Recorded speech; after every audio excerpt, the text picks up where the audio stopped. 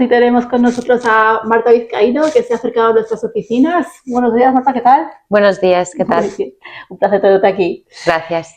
Bueno, CEO y fundadora de Tetrax. Por favor, nos encantaría que nos contaras un poco tu trayectoria. Pues a ver, yo soy abogada. Empecé a trabajar ya hace bastante tiempo, en el 2006. Empecé en Uría Menéndez como abogada de Money, pero desde el principio me estuve especializando mucho en temas de energía y de tecnología. He participado en muchísimas transacciones, o sea, la verdad es que nunca he hecho como la cuenta exacta, pero probablemente más de 100 por todo el mundo, o sea, fundamentalmente en España, lógicamente, al ser una abogada española, ¿no? Pero como ya te digo, empecé a trabajar en Uría y luego trabajé en Hogan Lovells, o sea, en despachos internacionales, pues siempre también he trabajado con otras jurisdicciones, con lo cual puedo decir que he participado en transacciones alrededor de todo el mundo, lo cual es súper interesante. Lo que pasa es que en paralelo, a ver, la vida de un abogado de Money es súper dura, es muy intensa, tienes horarios, pues como lo importante es que la operación salga, que la transacción salga, pues todo lo demás es secundario, entonces eso quiere decir que cuando estás en modo cierre no hay nada más, o sea, si no hay que dormir no se duerme, si no hay que... Por supuesto, ahora mismo se intenta racionalizar todo esto mucho más, ¿no? Porque tiene un peso en la vida de las personas enorme, pero la realidad es que sí que es una vida muy exigente, ¿no? Pero no sé por qué a la vez, mientras tenía esa vida que tampoco te deja mucho tiempo, pude encontrar tiempo tanto para tener niños como para interesarme por la inteligencia artificial. Y lo uno porque una cosa fue consecuencia de la otra. Sí, sí, o sea, cuando yo me quedé embarazada soy una persona súper curiosa y entonces empecé a preguntarme cómo es que los niños adquieren el lenguaje. Y entonces me puse a estudiar, pues ya te digo, extraños ratos libres que tenía y entonces pues eso me llevó a la teoría de la mente, a leer a Noam Chomsky, a Steven Pinker, a lingüistas, ¿no? Y de ahí pues una evolución natural fue llegar al procesamiento del lenguaje natural, ¿no? Porque hay una teoría que dice que, bueno, que el cerebro pues que sí puede funcionar parecido a una máquina, no sé qué, y luego pues empecé a decir, oye, pues qué divertido, cuáles son las diferencias entre cómo funciona una máquina y cómo funciona el cerebro en cuanto a la adquisición del lenguaje, a la estructura, al entendimiento y tal, ¿no? Y me quedé fascinada. Y esto fue hace mucho, o sea, fue en el 2012. Entonces, entre medias dije, bueno, pues quiero seguir investigando esto, y un día, teniendo una conversación súper informal con unos amigos míos que habían estudiado en el MIT, me dijeron, oye, pues ¿por qué no vas al MIT? Que es como, ¿sabes? Que puede ser como muy interesante porque yo me di cuenta que todo esto se podría aplicar a la profesión legal, ¿no? Ya te digo, en el 2012. Y entonces me veis a mí escribiendo una carta al MIT y sorprendentemente me hicieron caso y me invitaron a ir allí una semana. Entonces me fui, que ya esto había avanzado el tiempo, a lo mejor era 2016 o una cosa así. Me fui ahí con mis hijos súper pequeños, con mi marido, y estuve una semana y la verdad es que me pareció fascinante porque, bueno, pues me invitaron a conocer clases, a conocer a diferentes profesores y básicamente me ofrecieron la posibilidad de estudiar un MBA allí para un poco pues empezar como a realizar este tipo de cosas, ¿no? Aplicar la tecnología al derecho, aplicar la inteligencia artificial al derecho. Antes no era inteligencia artificial, en ese momento era machine learning y lo que pasa es que el MIT es súper caro y entonces yo no me lo podía financiar, intenté que me lo financiara el despacho en el que estaba trabajando en ese momento, pero claro, en ese momento todo el mundo era como, ¿qué va a hacer un abogado en el MIT? No se veía, ¿no? O sea, yo creo que el mundo ha avanzado y se ha visto que tiene todo el sentido, pero en ese momento es que estoy hablando hace más de 10 años, ¿sabes? Es que es un montón. Sí. Y entonces no pudo ser. También mis hijos eran pequeños, muy pequeños. Mi marido tenía un trabajo aquí en Madrid, con lo cual era como demasiado, o yo no fui lo suficientemente valiente, no lo sé, ¿sabes? Entonces, la cosa es que aún así se me quedó como esa espinita clavada, ¿no? Y bueno, seguí trabajando como abogado de Money, haciendo proyectos de energía. Bueno, en esa época de energía no había tanto porque fue justo en el momento en el que quitaron las tarifas el gobierno y entonces más bien lo que había era litigios, ¿no? Y yo soy abogada de transaccional, con lo cual no participé tanto en esa época de litigios. Y seguí avanzando y de repente el IE sacó un curso de Legal Tech que sí que aplicaba la tecnología del derecho y es un curso que estaba bastante bien porque te llevaban, pues, o sea, era un periodo presencial, otro online, pero los periodos presenciales pues lo hacías uno en Madrid, otro en Stanford y otro en Israel, lo cual era súper atractivo. Y entonces pues hablé con mi jefe de ese momento y ahora ya esto era el 2019, con lo cual se veía mucho más todo el tema de la aplicación de la tecnología al derecho y sí que pude convencer a mi jefe de poder hacer este curso y lo hice y la verdad es que fue una experiencia maravillosa. Aprendí muchísimo, bueno, los viajes fueron estupendos, mis compañeros de máster, que muchos de ellos se dedican ahora a temas de Legal Tech, o sea, fue guay. Fue una experiencia que le recomiendo a todo el mundo. Además, California, qué mejor sitio, Sí, ¿no? sí, es la bomba. Además, tuve la suerte de que pude, o sea, en ese momento estaba en Hogan Lovells y Hogan Lovells tiene una oficina en Silicon Valley y pude visitar la oficina, entonces pude ver cómo la gente trabajaba en Silicon Valley, o sea, fue una experiencia estupenda. Y entonces desde ahí he tenido como varios intentos de intentar aplicar realmente la tecnología al derecho dentro de lo que yo conocía, que era el mundo de los despachos, pero no conseguía cuajar nada, ¿sabes? Entre otras cosas porque tenía que trabajar como abogado de Money y eso sí que lo digo, trabajar de abogado de Money y montar un proyecto de estos es absolutamente incompatible, o sea, es imposible, acabas tarumba, o sea, no... Deporte de alto riesgo, ¿no? Sí, no se lo recomiendo a nadie, o sea, es tremendo. Entonces, llegó un momento que pues todo como que se colocó para que me decidiese a tomar la aventura de emprender y decidí que efectivamente, ¿sabes? Lo típico de It's now or never, ¿sabes? Como la canción, en plan, o sea, ahora o ya te olvidas de esto para siempre y sigues siendo una abogada de Money mejor o peor o regular o lo que sea, pero no exploras, ¿no? Algo que te ha interesado mucho y lo que le has dedicado un montón de tiempo y un montón de esfuerzo. Entonces fui a un Venture Builder de la Universidad de Cambridge que se llama Carbon 13. Bueno, se originó en la Universidad de Cambridge, luego como que se separó, pero básicamente lo que quiere hacer es desarrollar compañías que puedan reducir la huella de carbono, ¿vale? Entonces eso tiene un sentido súper amplio porque la mía es una compañía de software, pero de hecho principalmente suelen ser compañías de hardware, o sea, pues cosas más parecidas a las que hacéis vosotros, ¿no? Pero desde el punto de vista de innovación. Por ejemplo, voy a poner un ejemplo que yo creo que va a ser muy divertido. Hay una de las compañías de mi mismo cohort que lo que hacen son bebidas energéticas para vacas. ¡Wow! De forma que hacen que sus digestiones... No lo había oído nunca. Sí. La verdad es que tengo muy mala memoria y ahora mismo no me acuerdo del nombre de la compañía, pero vamos, lo que hacen es que las digestiones sean mejores y entonces se emita menos CO2 a la atmósfera y metano con sus pedos, etcétera, ¿no? Entonces sí, es bastante llamativo, pero es curioso. Ay, qué ¿no? divertido. Sí. Entonces, bueno, pues aquí con... Hay que tener imaginación, ¿eh? Hay que tener imaginación. No, bueno, o ser un científico, porque una de las cosas que se dedica a estas cosas, porque una de las cosas que hacen es, al estar originado en la Universidad de Cambridge, pues hay mucho científico que está, ¿sabes? Que opta por crear compañías y les ponen los medios y la ayuda como para poder hacerlo, ¿sabes? Porque no es tan fácil. Y entonces allí fue donde conocí a mis co-founders, que bueno, son Katia y Arnau. Arnau es un experto en inteligencia artificial, ha trabajado en España, en Silicon Valley, ha hecho pues, de todo.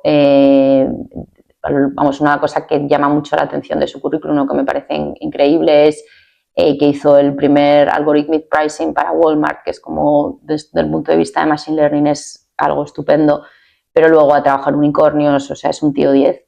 Y luego Katia, que también, o sea, Katia ha estado trabajando para Amazon un montón de años y es una experta en excelencia operacional, con lo cual es lo que puede, digamos, acercar a nuestros clientes hacia esa excelencia, ¿no? Y ha lanzado programas de Amazon en todo el mundo, de 0 a miles de usuarios, es estupenda. Y entonces, gracias a este programa, conozco a Katia y Arnau y es cuando monto Tetrax. Y Tetrax es... Que fue el año pasado. Que fue el año pasado. Y entonces Tetrax es una unión entre el mundo legal, el mundo de la tecnología y el mundo de la energía. Interesante. Sí. Madre mía. O sea, digamos que la idea de combinar el derecho y la tecnología te viene por tus hijos, si nos remontamos a... Sí, exacto. Qué fuerte, qué fuerte. Exacto, me viene por mis hijos. ¿Y qué dirías que es lo que diferencia a un abogado tradicional de un abogado tecnológico? Pues, entendiendo por abogado tradicional un poco lo que decíamos antes, ¿no? El típico abogado repeinado, tal, con la toga, con el código civil ahí en el tal... Pues la realidad es que no debería de diferenciarles nada. Yeah. Me explico, o sea, creo que para poder dar un buen asesoramiento a tus clientes, tanto si son externos, sabes, si eres un abogado de un despacho como si son internos, ¿no? Si eres un abogado in-house, tienes que estar muy cerca del negocio. Y estar muy cerca del negocio en el siglo XXI significa estar en la innovación. O sea, creo que la inteligencia artificial lo dice todo, ¿sabes? O sea, quien no entienda la inteligencia artificial, no sepa aplicarla a su trabajo, pues en el mundo en el que vivimos va a tener un gran problema. O sea, porque no es, o sea, todo el mundo es como, ¿es el futuro? No es, o sea, creo que es evidente que es el presente. Entonces, me parece que un buen abogado, una de las características que tiene que hacer es estar en el negocio, y estar en el negocio en el día de hoy implica la innovación. Hablo de la inteligencia artificial, pero no solo es innovación. La innovación se entiende desde el punto de vista, evidentemente, del software, sino también muchas otras cosas. O sea, vosotros, por ejemplo, hacéis cosas súper interesantes, muy innovadoras, estáis cambiando el paradigma de cómo se entiende la economía circular. Entonces, es algo que un abogado, para dar un buen asesoramiento, para deciros, oye, desde el punto de vista medioambiental, a lo mejor tenéis que hacer X, Y, Z, tiene que entender la tecnología y tiene que tener sensibilidad de negocio. Creo que eso es súper importante. ¿Podrías aportar algún ejemplo de cuándo tu conocimiento en tecnología te permitió aportar un valor añadido en un asesoramiento, en un, yo qué sé, en un... Sí, a ver, te he de decir que probablemente sea como indisoluble del tipo de asesoramiento que yo intento dar. Me explico. Okay. O sea, tú piensas que la mayor parte de mi carrera ha sido como abogado dedicado a un sector regulado, como es el sector energético o las concesiones de infraestructuras, siempre como infraestructuras, utilities, sectores regulados. Entonces, o sea, un abogado de energía que no entienda el sistema eléctrico, por ejemplo, o sea, yo me acuerdo perfectamente que participé de los primeros PPAs de contratos de compra-venta de energía que hubo en España. Cuando uno se pone a hacer un PPA, si no entiende cómo funciona detrás, pero por un lado el mercado energético en cuanto al mercado físico, o sea, vamos a decir, por un lado la infraestructura física de la energía, mejor dicho, ¿no? Cómo funciona, o sea, cómo se genera energía, cómo se transporta, etcétera, pero por otro lado el mercado financiero, que es el mundo de la energía también. Entonces, sin entender eso, pues es muy complicado hacer un PPA, por ejemplo. O sea, lo puedes hacer, digamos, como un... Todo el mundo puede aprender a hacer las cosas de forma repetitiva, pero el valor añadido está en lo mismo que he dicho antes, en realmente poderse poner en la posición de negocio. Y en un sector como este, la posición de negocio implica saber de tecnología. Total, total. También sueles decir siempre que la tecnología va más rápido que la ley. ¿Cómo percibes esa brecha? Que es absolutamente así. Ya. O sea, hay una parte de la tecnología que, digamos, nos mete en todos estos mundos apocalípticos de la inteligencia artificial va a acabar con puestos de trabajo, que la verdad es que yo creo que son exagerados, pero la realidad sí que es que ahora mismo todo este mundo lo que hace es captar nuestra atención. Yeah. Entonces, no hay una regulación, aunque sí que es cierto que, por ejemplo, Australia, lo leí el otro día, ha prohibido el uso de pantallas a los niños hasta los 16 años, una cosa así, que me llamó mucho la atención, pero fue una maravilla. O sea, nadie se ha puesto a legislar realmente pensando las consecuencias o la captura de atención que suponen las redes sociales y los problemas psicológicos que eso tienen tanto para niños como para adultos. Mucho más allá del tema de protección de datos, sino cómo eso afecta psicológicamente a las personas. Cómo la inteligencia artificial también afecta a las capacidades cognitivas, cómo cambia en el mercado, cómo pues, nuevas tecnologías pueden suponer riesgos medioambientales nuevos, o sea, la cantidad de energía que consume la inteligencia artificial es enorme. Esos recursos se van a destinar allí, nadie ha pensado cómo, o es un poco como on the go. Y luego otra cosa que pasa también es que hay un desfase entre las compañías y los legisladores, porque las compañías pues emplean y tienen gente que está súper preparada, que realmente conoce su sector, que sabe todas las ventajas que tienen las nuevas regulaciones, pero que piensan, o sea, las nuevas tecnologías, pero que no piensan en regulaciones, ¿no? Y en cambio los legisladores son legisladores, o sea, no están preparados para todas estas cosas nuevas, ¿no? Y entonces hay un desfase de conocimiento enorme. Vamos a hacer un poco doble clic en lo que has dicho de la IA, porque ¿a ti qué te viene a la cabeza cuando piensas en la IA? ¿Retos o oportunidades? Bueno, a mí oportunidades, por eso he creado una compañía que utiliza la IA para analizar proyectos de energía, o sea, siempre oportunidades. Lo que pasa es que las oportunidades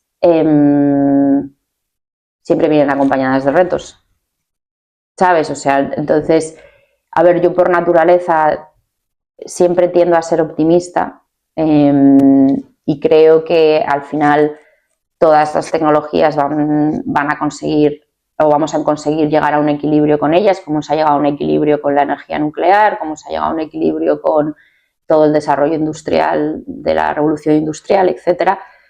Pero claro, también en esos equilibrios hay ganadores y perdedores y eso está ahí, ¿sabes? Y volviendo un poco al sector de la energía, que hablando de, por ejemplo, yo qué sé, de legislación que nos pueda afectar a nosotros, por ejemplo, a nuestro sector. Sí, o sea, ahora mismo yo creo que desde un punto de medioambiental, ¿no? Hay que, o sea, vosotros estáis es importantísimo entender cuando vas a poner una planta de biometano varias cosas, ¿no? O sea, el acceso a la red, el acceso a agua, el acceso a transporte, pero también cómo se van a tratar los purines, cómo, ¿sabes? Y los problemas que eso pueda acarrear, tanto desde un punto de vista medioambiental como de un punto de vista, creo que lo comentábamos antes, de relación con la comunidad. Entonces, todas estas cuestiones, pues como hemos dicho, la legislación va un poco más tarde, ¿no? O por lo menos lo que hace es, no favorece, ¿no? Vale. Y ya un poco para acabar, ¿qué mensaje le darías a alguien que se quisiera dedicar a lo mismo que tú, a alguien que quisiera combinar derecho, tecnología, energía?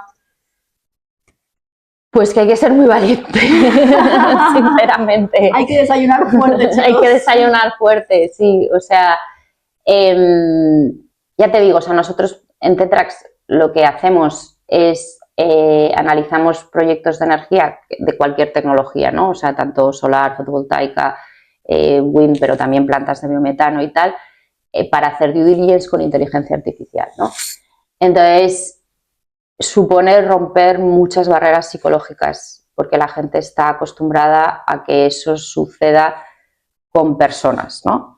Entonces, aunque tú vas y dices, no, es que en vez de tardar un mes en hacer una due diligence, puedes tardar ni una semana.